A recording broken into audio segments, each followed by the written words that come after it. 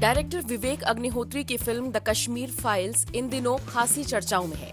11 मार्च को ये film release हुई थी और उसके बाद से ही ये जबरदस्त बिजनेस कर रही है, लोगों को पसंद आ रही है और हर जगह सिर्फ इसी की बातें हो रही हैं। लेकिन इन सब के बीच एक बड़ी खबर सामने आई है और खबर ये है कि डायरेक्टर विवेक अग्निहोत्री को वाई श्रेणी की सुरक्षा गृह मंत्रालय की तरफ से दे दी गई है। आपकी जानकारी के लिए बताते चले कि विवेक अग्निहोत्री कई बार इस बात का खुलासा कर चुके हैं कि इस फिल्म के लिए उन्हें बार बार जान से मारने की धमकियां मिल रही हैं।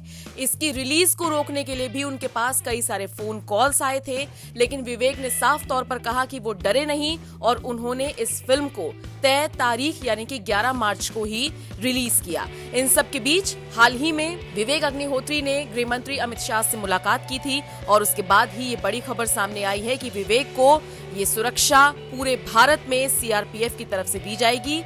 वाई कैटेगरी की सिक्योरिटी विवेक को दे दी गई है। क्या होती है वाई कैटेगरी की सुरक्षा, ये आपको आगे बताएंगे, लेकिन उससे पहले एक बार आपको फिर से याद दिलाते चले कि फिल्म जबरदस्त बिजनेस कर रही है। 7 दिनों में अब तक फिल्म ने 95.50 करोड़ का बिजनेस कर लिया है और यकीन मानिए बहुत जल्द ये फिल्म 100 करोड़ का आंकड़ा पार करने वाली है। फिल्म में अनुपम खेर हैं, दर्शन कुमार हैं, पल्लवी जोशी, मिथुन चक्रवर्ती समेत तमाम बड़े सितारे नजर आए हैं जिन्होंने बहुत जबरदस्त काम किया है। इसके साथ साथ आपको ये भी बताते चलें कि हाल ही में विवेक अग्निहोत्री समेत पूरी फिल्म की स्टार कास्ट ने प्रधानमंत्री मोदी से भी मुलाकात की थी।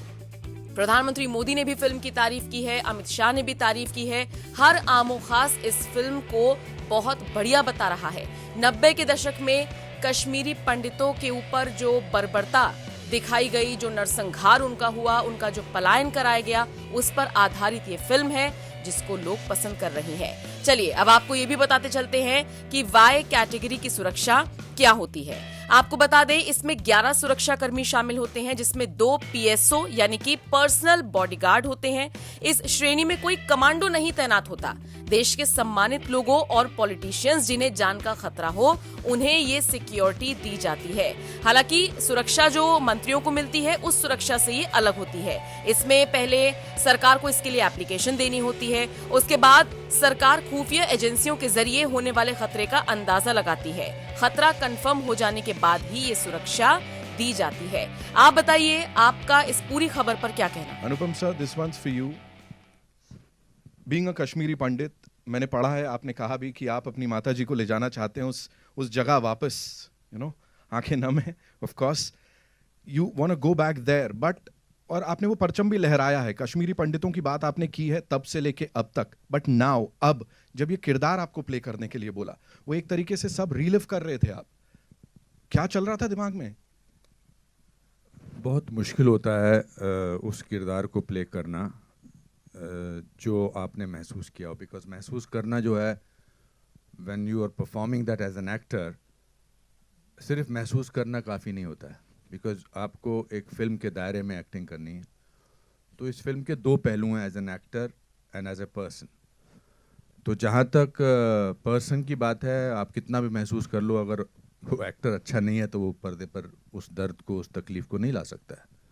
महसूस तो हम सब लोग करते हैं, हम सब लोग दुख महसूस करते हैं, हम तकलीफ महसूस करते हैं, खुशी महसूस करते हैं, हंसते हैं, रोते हैं, but everybody can't act it out.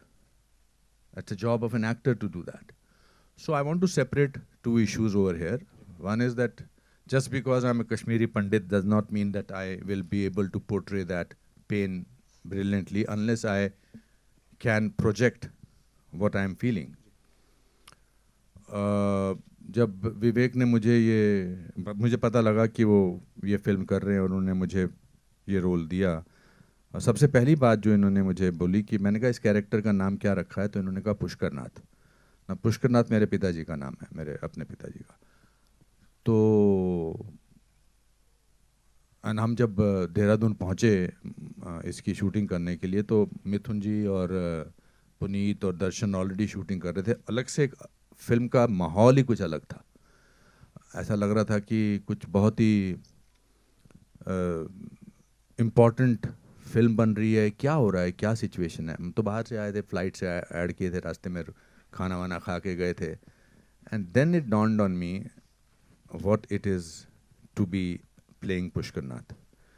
A simple normal human being जिसको कोई दुनिया की ऐसी चीज़ों का पता नहीं है. I was representing a normal Kashmiri Pandit from Kashmir, which my father represented very well. And then it was difficult to do that role because how do I separate the emotions of Anupam Kher from the emotions of actor Anupam Kher? What is real and what is acting? So from that point of view, it was one of the most difficult roles. He gets dementia, he does not know what is happening, he has to, and on top of it, I was doing scenes with Darshan, who was not on the same wavelength as a character of Pushkar Nath. So it was a difficult job. Plus कहानी वो थी जो मैं सुन चुका था अपने रिश्तेदारों से, करीबी रिश्तेदारों से, मेरे मामा से, मेरी माँ से, और हम सब वो अंडर द रग उसको जब छुपाते हैं ना, जब तकलीफ बहुत ज़्यादा होती है तो उसको दबा के रखते हैं. That's why it turns into depression. But I am so happy that Vivek, you and Pallavi, you made this film because आप लोग तो बहुत सारी चीज़ों से जूझते हैं एज जर्नलिस्ट, बट इस कमरे की खामोशी बताती है कि आज आपको भी कहीं तो झटका लगा है. And that is the biggest achievement, I will say, of the film, because when pain reaches other people, then half the job is done. So I think this is what this film has done. Thank you so much sir, thank you so much. Vivek sir, this one's for you. मैं आपसे जानना चाहूँगा, generally क्या होता है, film आने वाली होती है, बहुत हल्ला गुल्ला मचाया जाता है, मार्केटिंग होती है, प्रमोशंस होते हैं. ये यदाकदाई देखने को मिलता है कि जब फिल्म का ट्रेलर आ चुका है, लोग खुद से उसको रिव्यू कर रहे हैं, लोग उसके बारे में बात कर रहे हैं, ऑर्गेनिक रीच जो कहा जाता है. प्लीज मेरे को उसके ऊपर थोड़ा बताइए, because I know you would not want to talk about that कि ठीक है यार, सही जगह जा रही है चीज, बट नहीं, ऑर्गेनिक रीच और जिस तरह से इसको लोगों ने एक्सेप्ट किया है उसके ऊपर प्लीज बोलिए कुछ. सच बोलूं? बिल्कुल सच बोलना है सर. डिप्लोमेटिकली बोलूं, देखिए, ऑर्गेनिक रीच, ऑफ कोर्स मैं मीडिया का स्टूडेंट हूं, मैंने कम्युनिकेशन में ही पढ़ा है, one of the best institutes in the world.